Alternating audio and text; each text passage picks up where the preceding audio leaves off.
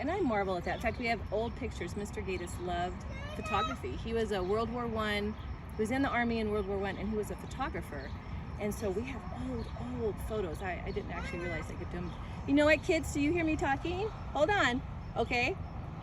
So anyway, where was I? Oh, Are these your kids? My grandkids. I was going to say that. Thank I would have you, wanted yeah. didn't want to be bad. Didn't want to. No, do, yeah. Okay. My grandkids.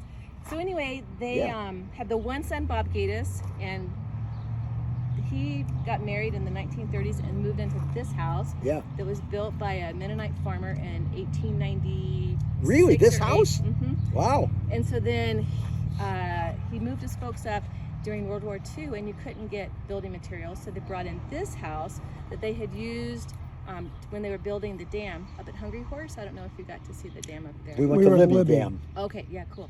But anyway, this is let's see, now where was I? Oh, so then during World War II, they brought in this house that was, you know, from the Hungry Horse Dam build, which is kind of fun, and moved his folks up there.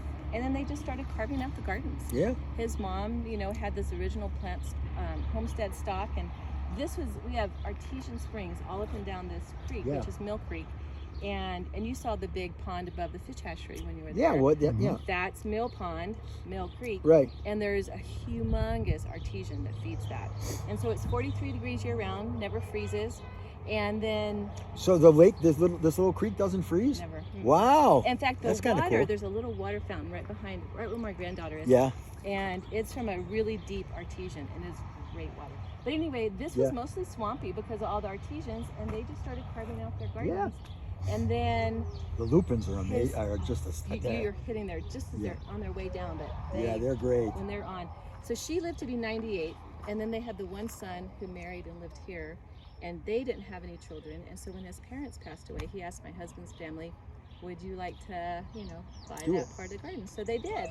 Yeah. So then my husband grew up here, and then in 1990, Paul and I bought their house and moved in. So we had grandparents for a long time, and that was the best. Anyway, and then we've been here 31 years. So who lives there? Well, his parents did until they passed away, and then my youngest daughter lives there, and my oldest daughter lives up the hill. So we're just incredibly blessed. Okay. But I tell people, so Mrs. Gattis lived to be 98.